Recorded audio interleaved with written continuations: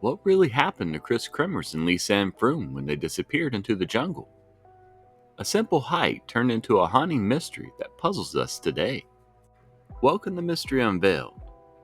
Today we're diving into the haunting disappearance of Kris Kremers and Lisanne Froon, two Dutch students who vanished while hiking in Panama. Their story is packed with baffling clues, unsettling discoveries, and countless unanswered questions. So join us as we try to unravel this mystery, explore the theories, and see if we can understand what really happened to them. Kris Kremers was 21, and Lisanne Froon was 22. They were two young, vibrant women from Amersfoort, a city in the heart of the Netherlands. Kris was an inspiring art student who loved photography and had an adventurous spirit. Lisanne had just graduated with a degree in applied psychology and was known for being ambitious, athletic, and eager to see the world. Sharing a love for adventure and a desire to make a positive impact, they planned a trip to Panama, a journey that would mix tourism, cultural immersion, and volunteer work. In March of 2014, they arrived in Bouquet, a beautiful town in the highlands of western Panama. With its lush rainforest, coffee plantations, and the famous El Pianista Trail, Bouquet seemed like the perfect place for their plans. They aimed to spend several weeks learning Spanish, volunteering with local kids, and soaking in the natural beauty of the area. On April the 1st of 2014, Kris and Lisanne decided to hike the El Pianista Trail. They set off in the morning, dressed lightly for a day trip. They took a small backpack with essentials: water, a Canon PowerShot camera, their phones, a Samsung Galaxy and an iPhone, and a few personal items. They left most of their belongings at their host family's home, showing they planned to be back by evening. Some reports suggest they had a brunch at a local cafe before starting their hike. A local dog named Blue, who often accompanied hikers, joined them on the trail. When Blue returned home later that day, it was an early sign that something might be wrong. When the women didn't show up for a scheduled appointment at a local tour guide the next morning, worries grew. Their host family reported them missing on April the 2nd. Local authorities started a search, which quickly grew into a large-scale operation involving police, dog units, volunteers, and even aerial searches.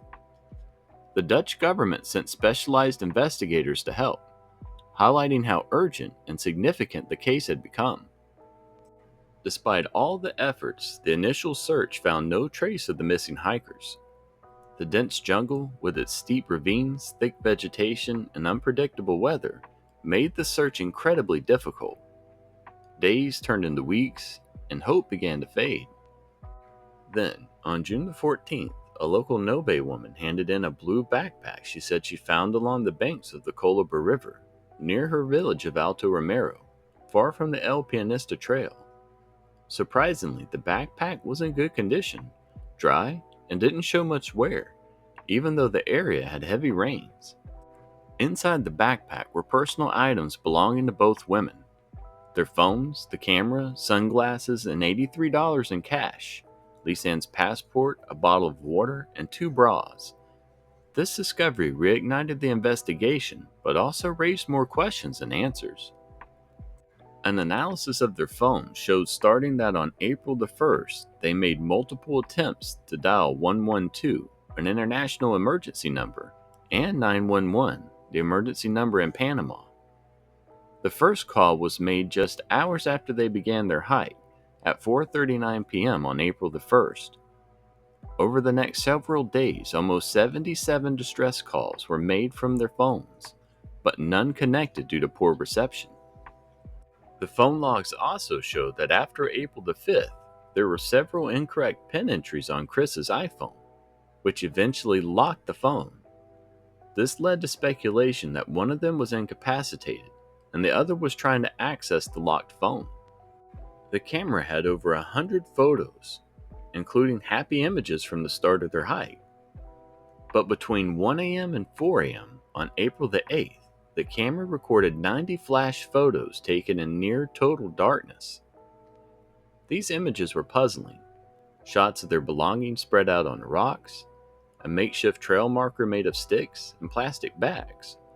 Also, some that seemed to be of the night sky or surrounding terrain. Finding these items ramped up the search in the area where the backpack was found. Soon after, partial remains were discovered. A foot, later identified as Lisanne's through DNA testing, and fragments of the pelvic bone and rib belonging to Kris. What was interesting was some bones appeared to be bleached, which forensic experts said could indicate exposure to the sun or possibly chemical substances. Panamanian authorities concluded that most likely the scenario was that the women got lost, had an accident, and died in the wilderness. But the families of Kris and Lisanne, along with Dutch investigators, raised concerns about inconsistencies and unanswered questions in the official account.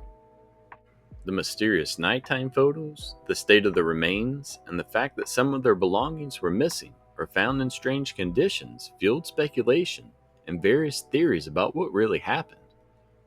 This case remains one of the most perplexing and haunting mysteries in recent history, capturing attention worldwide and sparking ongoing debates and investigations. One main theory is that Kris and Lisanne had a tragic accident after getting lost in the dense Panamanian jungle. The El Pianista Trail, while popular with tourists, can be deceptive. It starts as a well-marked path but becomes less clear beyond the summit, with many side trails that can easily confuse even experienced hikers. Supporters of this theory point to the early emergency calls from their phones. The first call was made just hours into their hike, suggesting they realized they were in trouble pretty quickly. The fact that none of the calls connected due to poor reception would have only added to their distress. The nighttime photos taken on April the 8th could be seen as attempts to use the camera's flash to signal rescuers or to light up their surroundings. The images of their belongings spread out on rocks might have been efforts to keep track of their stuff or to create markers for search teams. The jungle is harsh and unforgiving. Factors like steep terrain, hidden ravines, and rapidly changing weather can be deadly. The risk of injuries from falls, hypothermia from sudden rainstorms, or dehydration is high. If one of them was injured, it would have seriously limited their ability to move and get help. Finding their remains along the river supports the idea that they might have been swept away by flash floods, which are common during Panama's rainy season. Animal activity and natural decomposition could explain why the remains were scattered and partial. But critics of this theory question why the extensive search efforts didn't find any trace of them during the initial weeks. They also point to the unusual condition of the backpack and the bones, suggesting that some things don't quite fit with an accidental death. Another theory suggests that Kris and Lisanne were victims of foul play. The idea is that they might have run into someone who had bad intentions, possibly in a remote area where there's little law enforcement. Evidence supporting this theory includes the condition of the backpack. Found weeks after they disappeared, it was remarkably clean and dry, leading some to suspect it hadn't been in the jungle the whole time. The lack of significant wear and tear or water damage doesn't seem to match the environment. Also, some of the bone showed signs of bleaching, which some experts think could indicate chemical treatment, possibly an attempt to hide evidence of trauma or wrongdoing. The incorrect pen entries on Kris's iPhone after April the 5th might suggest someone else was trying to access the phone at that time. However, there's no concrete evidence of foul play. Panamanian authorities didn't find any signs of struggle or violence on the remains, and no suspects were ever identified.